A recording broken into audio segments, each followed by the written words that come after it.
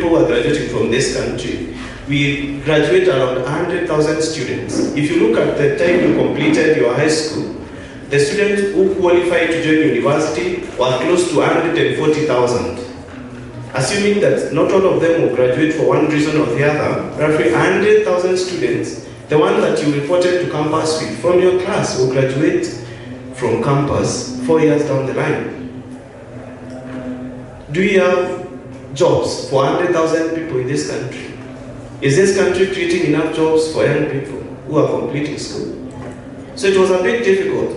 And you know, I was getting this pressure that you young people want county jobs. How many jobs are there? There are few. And whenever the county advertises these jobs, they are likely to employ people balanced. You know, they have to balance the whole county. So if they have advertised, say, 100 jobs, the county has 45 wards. So the likely scenario is that each ward will get 2 people, and you have so many people who are qualified in different fields. So it's that pressure that I was in after I was elected in 2017. I'm one person who loves traveling, just like he said. So I've been to many countries, but one of the countries that has intrigued me is the United States. So I happened to go for the US prayer breakfast. I belong to a circle of friends who we attend prayer breakfasts in various countries with. So I happened to attend the US prayer breakfast in February 2018. That time Donald Trump was there, and I was invited by some members of the US Congress. And whenever we went, from the embassy, from the restaurants to the shopping malls, I was seeing, we are hiring, we are looking for employees. Then I was interested in knowing what is this about the US and jobs, that everyone is looking. You sit and somewhere eating, and then someone comes and asks you, are you looking for a job? You go to a mall and they start harakishani you to get out because they have to close, shift ya watu imeisha, they don't have people who can take over. So I realized the US has a huge shortage of labor. But this country has a huge supply of labor, and we don't know where to take these young people who are graduating from campus. You can't absorb them anyway. Look at the problem even with teachers, because that one is demonstrated statistically. If you graduated as an education, with a bachelor's in education in any field, you are likely to be absorbed by TSC 8 years, maybe 5 to 8 years. But there's those people who are lucky. If you have done, say, mathematics, business, or mathematics and physics, you are likely to get in quickly. But most of the others, you can even take 7 years before you're employed by TSC. That tells you the kind of backlog that we have in terms of young people who are graduating. I know people I graduated with from the University of Nairobi in 2013 who have not gotten jobs up to now, when I finished my bachelor's. Or they're not in meaningful employment. There is something that one of our professors used to call disguised employment. You're just there to survive. If you calculate the amount of money you spend on rent, transport to and that place of work, and food, you can't save anything. You can't develop yourself. That's the situation we're in. So I was under pressure to help young people to go to the US because there were immense opportunities. Then I happened to meet a classmate of mine. Her name was Doreen, and she worked somewhere in Maryland. And I asked her how her American experience is and all that, and going to America. It's very difficult to go to the US. There are so many. I tried myself, and I failed. I tried to go there in 2014 as a student. After I graduated in 2013, I wanted to do my master's in the US. I applied for University of West Virginia. I wanted to do public administration. I was admitted, but I was unable to go because I could not get funding, could not get money to pay for my fees. My parents could not be able to pay that.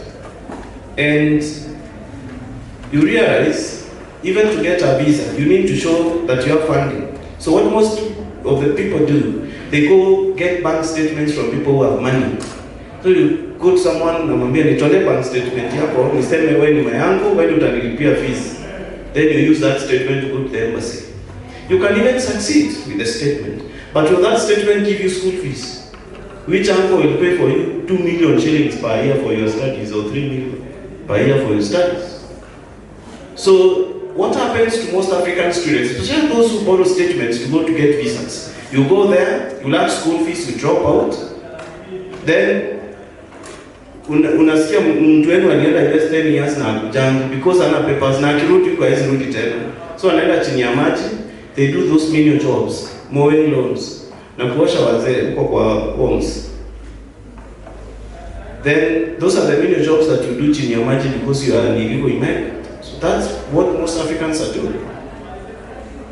So for us, we sought to then Doreen introduced to Bob and told me that she was able to navigate because she met Bob.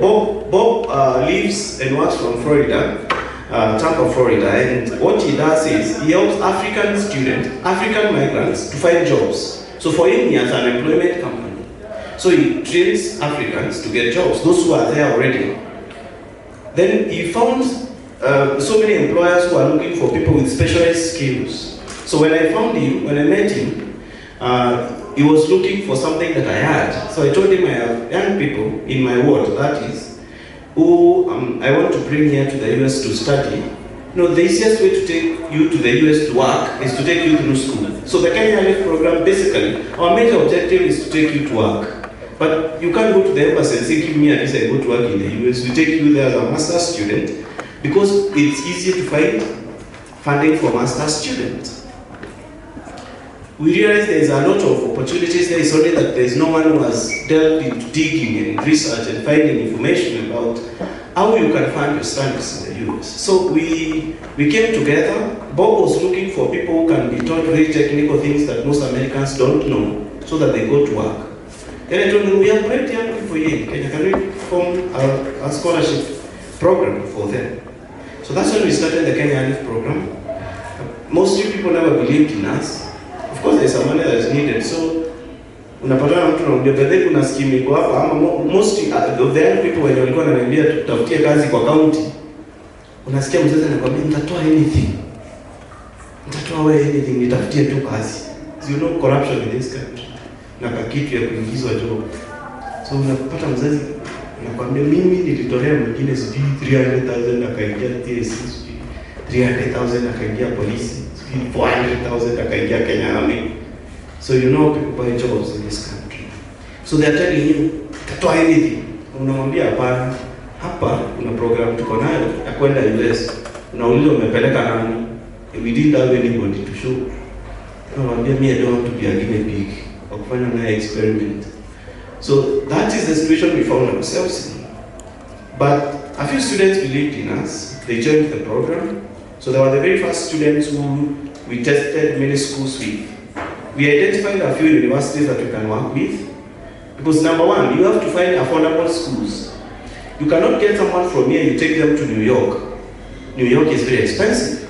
They are likely to drop out of school. So we go to smaller states where the cost of living is Kiogora, the cost of rent.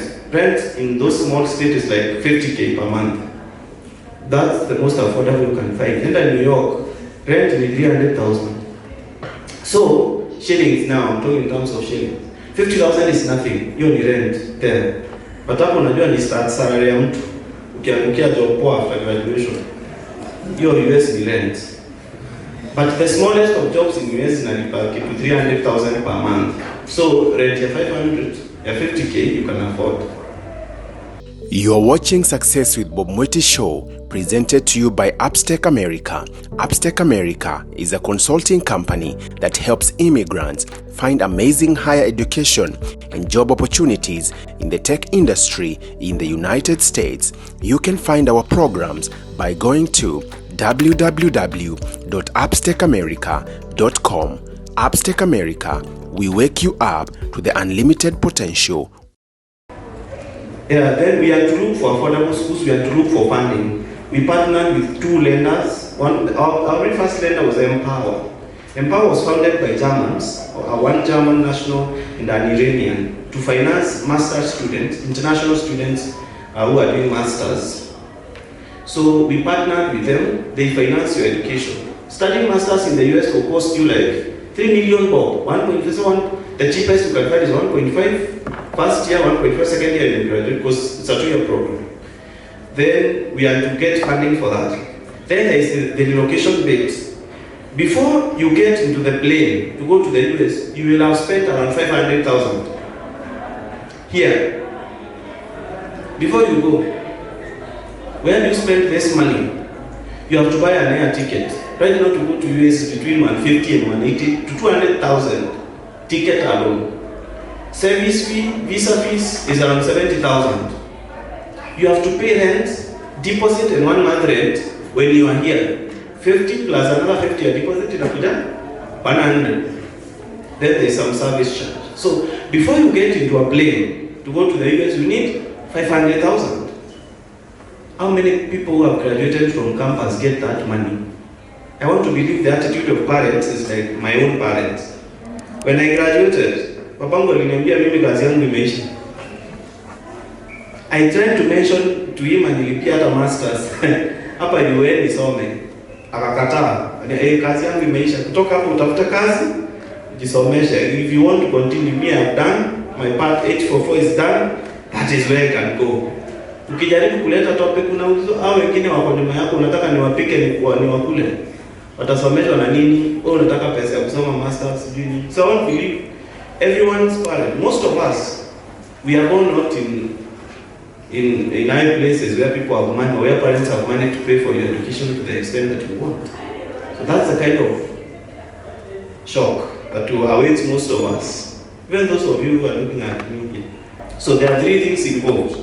There is the money to go, there is the money to pay for your masters, and there is graduation. In the US, if for example you go to do an MBA, you are given 1 year post-graduation work authorization visa or permit, which means you are allowed to be in the US for 1 year only. After graduation, uko umepata kazi. Kama umepata job, urudi kwenu. And because mostly you cannot find a job, the reason being, if you're an American company and you want to employ an international graduate, you have to pay the US government $2,000, like 250,000 shillings at the current exchange rates, to employ an international student. You know, these people, they have the jobs, they don't have employees, but they have to protect even the spaces for Americans. So what does someone do? There are so many Americans who have done MBAs. Why don't you employ the American because you not pay for them the $2,000 that you pay to employ an international person? So you just employ an American. So that is one of the problems that the students face, the international students face. You need a sponsor to get a job. Someone has to sponsor you with 2,000 shillings. An employer has to sponsor you with 2,000 shillings so that you can be employed. Here you have been given 1 year to get a job or go back. So number 2, that is why the choice of courses that we select for our students is STEM. STEM means science, technology, engineering, and mathematics. So we select those fields because when you graduate, having done a master's in the STEM field, you are given 3 years post-graduation work authorization. So the 3-year permit now allows us to be able to fix you so that you can get a job. We have created a path. So what do? We take you through this. You do a STEM master's program. Once you graduate, we give you some technical skills. Now, what are these skills that we are giving our students? One of them is artificial intelligence. Kuna courses tunasomesha wanafunzi wetu as you study or immediately after you graduate, because we have 3 years with you now. Then we have data science. Data. So you guys are studying data, most of you. Statistics, right? Data science is one of the sexiest courses in the US right now. Right? Everything is being driven by data. Artificial intelligence, robotics, those are the fields that we train our guys in because mostly Americans don't want to do those technical stuff. Then we also train our students in simple things like RPA, robotics process automation. You know that? Do you know what that is? RPA. We train you with that. Robotics process automation is use of computer robots to do jobs that are repetitive. For example, if a company is giving invoices, you don't have to keep someone there employed to give invoices. You can create a computer robot, unaiweka tu hapo kwa computer inafanya the repetitive things that are predicted. You just create a robot. So for you, we look students who have done computer science, software engineering, those technical things, or IT, those are the ones who develop the robots. For you who has done, say, actuarial science, now for you is to apply, to use them to apply. So there are those students, we look at what you have studied. Mostly we don't look at your undergraduate. It's your willingness to study those things. Because they will create an easier channel for you. The other channel, of course, is for nurses. America is in dire need of nurses. Last year, October, I went to the Missouri State University. And there are 120 nurses per class. Like first year, around 20, second year, 20. And there is an hospital that has booked those nurses. And they pay the university not to allow any other employer to step in that school to come for those. As in, you are booked from first year. You know where you will go to work. And you are paid. Some of them actually pay these students so that they don't sign up with any other employer. That's how desperate the situation is. Like nursing in the US. Because especially after COVID, what happened is so many nurses died, others were disillusioned by the volume of work they had to do to deal with patients. They designed en masse. So right now there is a shortage of nurses in the US to the tune of 800,000 nurses. They need them. But to get there is a big problem. Wakona need, but enda ukisema unatafuta visa hapo kwa embassy tunayofanya kazi. Watakunyima tu. They still their shortage. So we are the ones who have come up with a way of helping young people to go there to take these jobs. So there is that part now where we are enriched of, whereby you go there as a STEM student. On the side we teach you RPA, robotics, artificial intelligence, machine learning, those things that you can understand. Then we use those ones to place you in a job. Bob Mwiti runs a placement company. Like employers come to pick employees. So we prepare you to what they want. So there's an employer somewhere looking for 10 people. This is what they want. So we cook you to answer that. So that now we release you to the employer when you're ready. And when you cannot let us down, because mostly in the US they give ratings.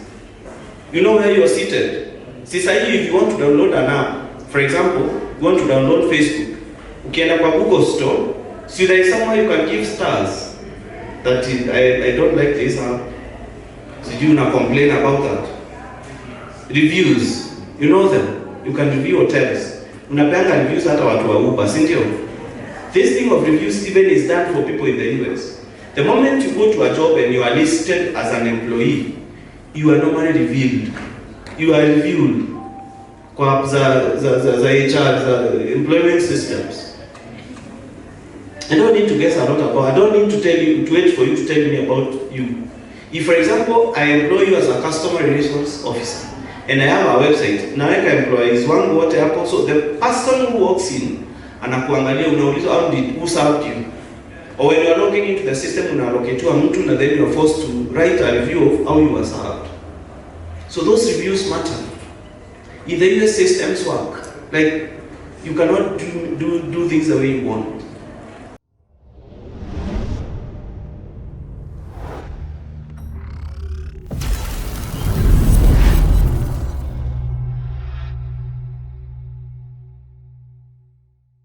You have been watching Success with Bob Mwiti Show, brought to you by Upstake America. Come back again next time to learn concepts, tools, strategies, and resources on the path of becoming a successful immigrant in USA through real-life experiences. Be sure to subscribe to Bob Mwiti channel on YouTube and also follow him on Facebook, Instagram, Twitter, and LinkedIn.